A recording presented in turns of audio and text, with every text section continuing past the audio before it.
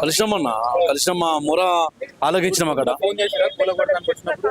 చేసినాము. చేస్తే ఏమంటారు తెలుసా, వాళ్ళు వస్తున్నామని చెప్తారు, వస్తున్నా అని చెప్పి టైంకి వస్తున్నా అని చెప్తారు. మళ్ళా అక్కడ ఇంకో మీ ఎమ్మెల్యే దగ్గరికి వెళ్ళండి వాళ్ళు చేస్తారు అంటారు. ఇది కాదు కదా. ఒక్కటి మాకైతే మా కుటుంబాలు మొత్తం నిర్మిన బతుకుతున్నారు. మాట్లాడదాం. ఏందమ్మా ఏమో చెప్తున్నారు? మాట్లాడేది చెప్పేది పాయింటే, కరెక్టే మాట్లాడుతుంది. పెద్ద పెద్ద చెట్లు ఉన్నాయి కదా, అలాగే వెహికల్ సెట్ అవుతాయి పోవు కదా. అంటే అనేది ఏంటంటే ఇక్కడ మనకు చెట్టు కనిపిస్తుంది కదా, ఇక్కడ చూడండి. ఇప్పుడు ఆ చెట్టు తీసేసిన తర్వాత కదా ఈ షాపులు తీయాల్సింది. ఆ చెట్టు ఉన్నప్పుడు ఈ చెట్లు అడ్డం వస్తలేవా మీకు? ఇవన్నీ అడ్డం రాంది, దిమ్మెలన్నీ అడ్డం రాంది, ఖాళీ గోడ పెట్టుకున్న ఈ షాపులు అడ్డం వచ్చినాయి మీకు అని వాళ్ళు మాట్లాడుతూ ఉన్నారు.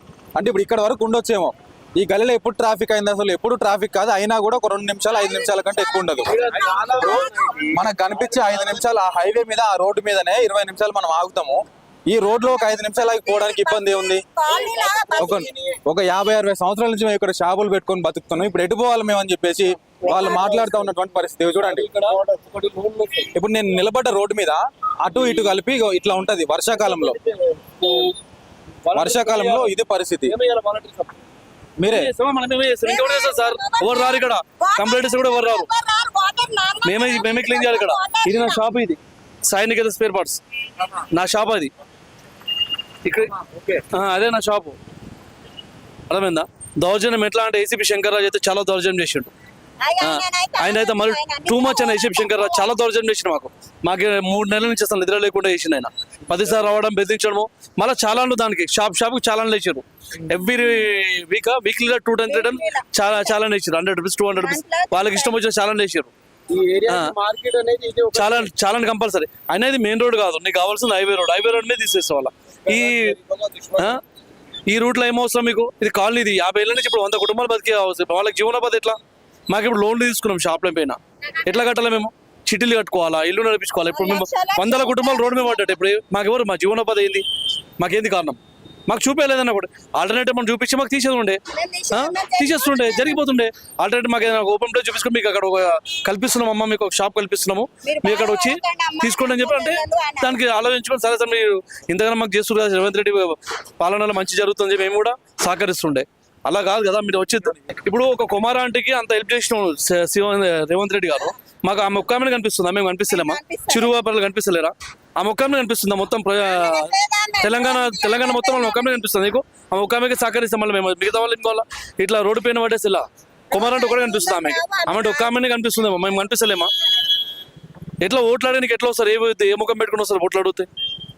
మాకు బీజేపీ పాలన ఉన్నప్పుడు బీజేపీ వాళ్ళతో ఎటువంటి అభ్యంతరం లేదు. కేసీఆర్ ప్రధాని ఉన్నప్పుడు ఆయనతో, వైఎస్ఆర్ రెడ్డి ఉన్నప్పుడు ఆయనతో ఎటువంటి మాకు కాలే.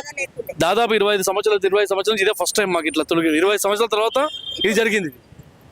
25 సంవత్సరాల తర్వాత ఫస్ట్ టైం ఇంత ఘోరంగా. అప్పుడు కొద్దిగా కొట్టేసి వెళ్ళిపోయేవాళ్ళు, ఇప్పుడైతే మరి ఘోరంగా ఏం శంకరరాజు దౌర్జన్యంగా షాపులన్నీ పనికి రాకుండా వేసిండు ఆయన. సార్ ఇది కరెక్ట్ సార్. చిరు వ్యాపారాల మీద కడుపు కొడుతున్నారు, దాని మీద 100 కుటుంబాలు బతుకుతున్నాము. ఇది మేము ఇప్పుడు ఎక్కడైనా బతకాలి సార్. మేము కూడా రేవంత్ రెడ్డి గారు మీరు కూడా మాకు ఏదైనా న్యాయం చేయాలా? అర్థమైందా? చాలా మంది బతుకుతున్నాం ఇక్కడ. మీరు ఒక్కళ్ళని చూస్తున్నారు. ఒక కుమారాంటి కోసం కాదు సార్, మా లాంటి వాళ్ళ కోసం కూడా ఆలోచించాలి మీరు. అర్థమైందా? ఇది మీరు దృష్టిలో పెట్టుకోండి. ఇంత అన్యాయంగా డబ్బులు కొట్టడము సార్. మేము ఫుట్పాత్ మీద ఇప్పటి నుంచి వెళ్ళింది సార్. 60 సంవత్సరాల నుంచి ఇది మెయిన్ రోడ్ కాదు. మీరు హైవే రోడ్ మీద తీసేయమన్నారు. వాళ్ళు హైవే, ఇది ఫుట్పాత్ కాదు సార్. ఇది గత 60 సంవత్సరాలుగా ఇదే బతుకుతున్నాం మేము. మా తాతల నుంచి ఇదే ఇక్కడ నుంచే మెయింటైన్ చేస్తారు. దీని మీద బతుకుతున్నాం అందరు ఫ్యామిలీ. ఇప్పుడు లోన్లు కట్టాలన్నా, చిట్టీలు కట్టాలన్నా, స్కూల్ ఫీజులు కట్టాలన్నా మేము దీని మీద బతకాలి. ఇప్పుడు మా అందరి పరిస్థితి ఎట్లా సార్? రేవంత్ రెడ్డి గారు మీరు ఒకటి గ్రహించండి ప్లీజ్. ఇది ఒకటి మీరు దృష్టిలో పెట్టుకొని ఏ పాలన ఇట్లా జరగాలండి. కేసీఆర్ ప్రభుత్వం కూడా ఇట్లా కాలేదు. ఇలా చేయడం వల్ల కరెక్ట్ కాదు సార్. మాకు వేరే దగ్గర మనం చూపించండి సార్. చూపించి మీరు తీసేయండి. మాకు ఎటువంటి అభ్యంతరం లేదు. వేరే దగ్గర చూస్తే మేము అక్కడ వెళ్ళి బతుకుతాము. మాకు ఇప్పుడు దీని మీదనే సార్ బతకడము. మా పిల్లలు మేము అందరం బతకాలంటే దీనిపైనే, వేరే ఆప్షన్ మాకు లేదు. ఇప్పుడు దీన్ని తీసేసినాం. ఇప్పుడు మా నెక్స్ట్ రేపటి నుంచి మా పరిస్థితి సార్. మేము ఎక్కడైనా బతకాలా? రేవంత్ రెడ్డి మా గురించి కొంచెం ఆలోచించండి. ఈ చిరు వ్యాపారాల గురించి మీరు కొంచెం ఆలోచించండి సార్. దృష్టిలో పెట్టుకోండి. పెద్ద వాళ్ళు కోట్లు కొల్లగొడుతారు సార్. వాళ్ళ గురించి పట్టించుకుంటలేరు. మా చిరు వ్యాపారం ఎందుకు సార్? ఇది ఏమొస్తుంది సార్ మీకు? చెప్పండి. మన సంతోషం వస్తుందా? మిమ్మల్ని గెలిపించుకున్నాం మేము ఇదేనా సార్? మీకు ఓటేసి మేము గెలిపించుకున్నాం ఇదేనా? ఇదే మాకు ఇట్లాంటి పాలన కావాలని మేము కోరి తెచ్చుకున్నామా సార్? మీకు చెప్పండి. మీరేదో మంచి చేస్తారనుకుంటే మాకు అన్యాయం చేస్తారు సార్. మీరు ఇది కరెక్ట్ కాదు సార్. చూసినాం కదా, రేవంత్ రెడ్డిని వాళ్ళు ఒకటే అడుగుతా ఉన్నారు. మీరు ఆ డబ్బులు ఉన్న వాళ్ళందరికీ ఒక న్యాయం చేస్తా ఉన్నారు, పేదవాళ్ళందరికీ కూడా ఒక న్యాయం చేస్తా ఉన్నారు అని చెప్పేసి వాళ్ళందరూ అడుగుతా ఉన్నారు. చూద్దాం రండి, ఇంకొంచెం ముందుకు పోదాం రండి. ఇక చూడండి, మనకి ఇది కనిపిస్తుంది కదా, భారతీయ రిజర్వ్ బ్యాంకు. ఈ గోడకు ఆనుకొని వీళ్ళందరూ కూడా పెట్టుకుంటా ఉన్నారు. వాస్తవానికి ఈ చెట్లన్నీ కూడా అడ్డంగానే ఉన్నాయి. మరి చెట్లన్నీ కూడా తీసేస్తారా రేపు రాబోయే రోజులలో?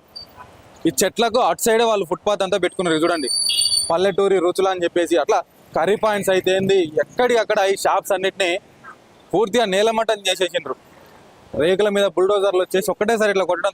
చిన్న చిన్న షాపులు కదా అవన్నీ, దేనికి కూడా పనికి రాకుండా అయిపోయినాయి. చూడండి అక్కడ వరకు ఇంకా ఇగో మన ఒకసారి అటు చూడండి, వెనకాల చూడండి, మన విశ్వం టీవీ ఆ వెహికల్ అవతల కూడా చూడండి. అక్కడి వరకు దాదాపు 1 కిలోమీటర్ ఉంటున్నది. అక్కడి నుంచి ఇప్పుడు మెయిన్ రోడ్ నుంచి అక్కడి వరకు కిలోమీటర్ ఉంటున్నది అక్కడి వరకు కూడా. సో వాళ్ళు చూడండి పాపం అక్కడ ఉన్న చెత్త ఇనుమ అంతా కూడా బండ్లలో ఎక్కించుకొని తీసుకొని పోతున్న పరిస్థితి మనకు కనిపిస్తూ ఉన్నది.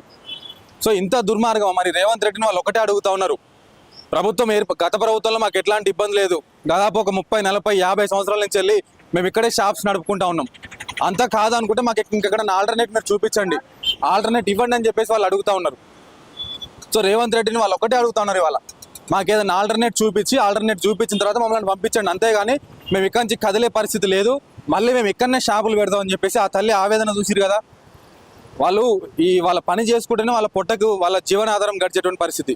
ఇప్పుడు ఆయన మాట్లాడుతూ నా పిల్లల స్కూల్ ఫీజు ఎట్లా కట్టాలి, నా జీవితం ఎట్లా, ఇప్పుడు దీని మీద నేను లోన్ తీసుకున్నా, నేను ఇంకా 2-3 ఈఎంఐలు నడుపుతా ఉన్నాను, నా పరిస్థితి ఏంది ఇప్పుడు, ఇంత సడన్గా తీసేస్తే ఎట్లా అని చెప్పేసి వాళ్ళందరూ కూడా మీ మీద విరుచుకుపడతా ఉన్నారు, విమర్శిస్తూ ఉన్నారు మిమ్మల్ని అందరినీ. కుమారి ఆంటీకి ఇట్లా జరిగితే ఆమెకి వెంటనే న్యాయం చేసినటువంటి మీరు ఇవాళ మాకు ఒక న్యాయం, కుమారి ఆంటీకి ఒక న్యాయమా అని చెప్పేసి వాళ్ళు అడుగుతూ ఉన్నారు. ఇప్పటికైనా ప్రభుత్వం తక్షణమే స్పందించి ఇట్లాంటి వాటి పట్ల ఇంకా చాలా చోట్ల కూల్చివేతలు జరిగిస్తుంది, అది అందరికీ కూడా తెలిసిన విషయమే. కానీ చేసే ముందు వాళ్ళందరికీ కూడా పునరావాసం కల్పించండి. వాస్తవానికి ఇక్కడ ఇప్పుడు మీకు ట్రాఫిక్ అవుతున్నది అనుకుంటే మీరు దాన్ని తీసేయండి, తప్పులేదు, కానీ వాళ్ళకి పునరావాసం కల్పించండి. ఎందుకంటే వాళ్ళు ఇవాళ నిన్న వచ్చిన వాళ్ళు కాదు కదా, 30-40 సంవత్సరాల నుంచి దాని మీదనే బ్రతుకుతున్న వాళ్ళు. అది లేకపోతే వాళ్ళకి ఇంకా జీవనాధారం లేదు. లేదా ఇంకొక పనన్న చూపించండి వాళ్ళకి, ఏదైనా పనన్న చూపించిన తర్వాత వాళ్ళకి ఈ షాప్స్ అన్ని కూడా తొలగించే ప్రయత్నం చేయండి. ఇట్లా వాళ్ళందరూ కూడా ఎక్కడికక్కడ అడుగుతూ ఉన్నటువంటి పరిస్థితి. చూడండి అక్కడి నుంచి మొదలు పెడితే ఇటు మొత్తం కూడా అక్కడ మనకు ఆ వెహికల్స్ కనిపిస్తున్నాయి, ఆ మెయిన్ రోడ్డు మీద వెహికల్స్ కనిపిస్తున్నాయా, అదంతా కూడా 1 కిలోమీటర్న్నర పరిధిలో ఒక 60-70 షాపులు, ఇంకా అక్కడి నుంచి అటు ముందుకు కూడా కొన్ని షాప్స్ కూల్చివేసినటువంటి పరిస్థితి. సో మరి ఇంత ఘోరమా, ఇంత దుర్మార్గమా అని చెప్పేసి వాళ్ళ ప్రజలందరూ కూడా మీ మీద విరుచుకుపడతా ఉన్నారు, విమర్శిస్తూ ఉన్నారు. కేవలం రాజకీయ నాయకులు మాకు ఓట్లు ఉన్నప్పుడు మాత్రమే మా దగ్గరకు వచ్చి ఊదరగొంపు మాటలు చెప్తా ఉన్నారు, కానీ ఇట్లాంటివి జరిగినప్పుడు మాకు అండగా నిలబడతలేరు, మాకు పునరావాసం కల్పించే దాంట్లో వాళ్ళందరూ కూడా విఫలమయ్యారని చెప్పేసి వాళ్ళ ప్రజలందరూ కూడా మిమ్మల్ని విమర్శిస్తూ ఉన్నారు. సో తక్షణమే దీని మీద జిహెచ్ఎంసీ అధికారులు కానీ ముఖ్యంగా ముఖ్యమంత్రి దీని మీద చొరవ తీసుకొని ఈ ఫుట్పాత్ మీద ఉన్న వాళ్ళందరినీ తీసేయండి, కాదనట్లేదు, తీసేసి వాళ్ళకి పునరావాసం కల్పించే ప్రయత్నం చేయండి, వాళ్ళకి ఇంకెక్కడన్నా ఆవాసం కల్పించే ప్రయత్నం చేయండి అని చెప్పేసి కూడా ఇవాళ వాళ్ళందరూ కూడా కోరుకుంటా ఉన్నారు. కాబట్టి ముఖ్యమంత్రి దీని మీద చొరవ తీసుకోవాలని చెప్పేసి వాళ్ళు కోరుతా ఉన్నారు. అదేవిధంగా స్థానిక ఎమ్మెల్యే కావచ్చు, జిహెచ్ఎంసీ అధికారులు కావచ్చు, వీళ్ళందరూ కూడా ఒక మీటింగ్ పెట్టుకొని మొత్తం రాష్ట్ర వ్యాప్తంగా లేదా హైదరాబాద్లో ఉన్నటువంటి వాళ్ళందరినీ కూడా తొలగించే ప్రయత్నం చేస్తున్నారు. కానీ వాళ్ళందరూ కూడా పునరావాసం కల్పించే దిశగా కూడా ఆలోచన చేయాలని చెప్పేసి ఇవాళ వాళ్ళందరూ కూడా కోరుకుంటా ఉన్నారు. కెమెరామెన్ బిట్టుతో ఉదయ్, విశ్వం టీవీ, హైదరాబాద్, బేగంపేట్.